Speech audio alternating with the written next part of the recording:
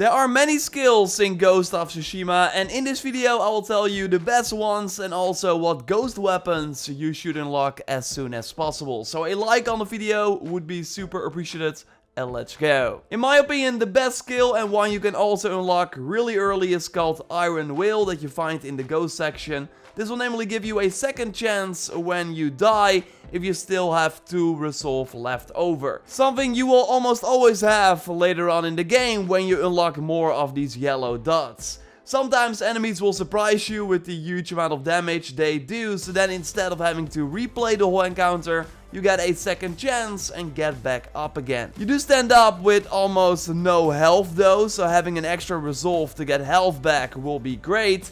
And this skill is also nice for when jumping off large mountains. Sure, the fall can sometimes instantly kill you, but sometimes you will still be on the ground after a jump, and then you can revive yourself to continue your journey. So totally get this one as soon as possible. And speaking of jumping off high places, with the safe landing skill you can actually perform a roll right when you land to avoid damage. So pretty nice to have, but the real reason that you want to unlock this one is because of the chain assassinate skill that you find under that. This will let you assassinate 2 targets that are close to each other, but upgrading it to chain assassination master gives you the 3rd target, and sometimes this will let you go to very challenging or high health enemies too, instantly taking them out. A combo I like to use, and I actually showcased this in my previous video as well, is combining this with the smoke bomb, because then you can eliminate 3 enemies in the middle of combat, a tactic I really used a lot to quickly take out enemies. So that's why I also recommend that you take the smoke bomb as your second ghost weapon after leveling up for a second time. You can upgrade this weapon, temporarily blinding enemies then too and having the smoke last longer.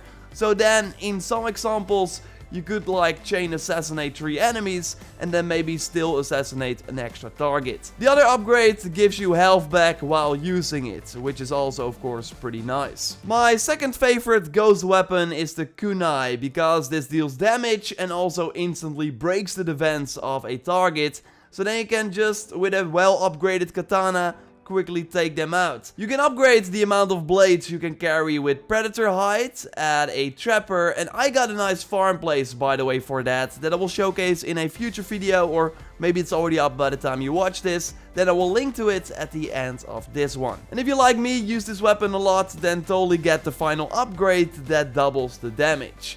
I really like using it when protecting hostages from aggressive enemies, because then you already interrupt them, break their defense, so you can easily clear them out. A skill that just costs 1 technique point, but is super handy, is roll.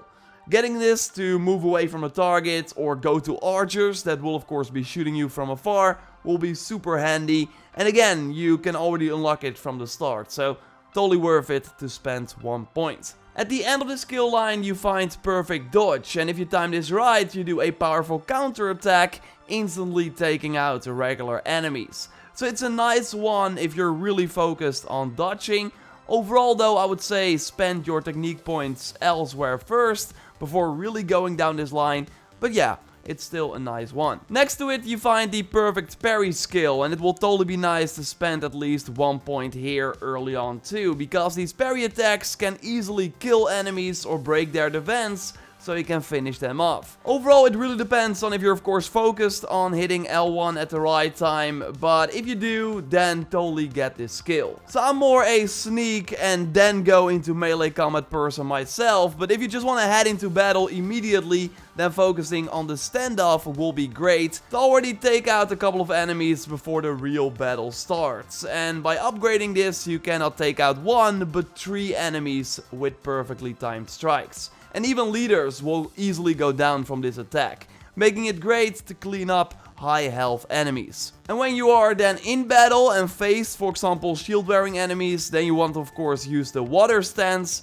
and actually upgrading this water stance is super powerful, so then you can immediately break their defense. Upgrading it once with the flowing strikes will already be enough in some instances to break the enemy. You hold triangle and then tap it 3 times to open them up for regular attacks. So already spending at least 1 point here will be great. And if you find yourself using this a lot, then totally go for the downpour upgrade that increases the damage with each strike of this awesome combo. Are you more an archer, then totally spend at least 1 point in concentration, letting you slow down time, horizon style, to easily get a headshot.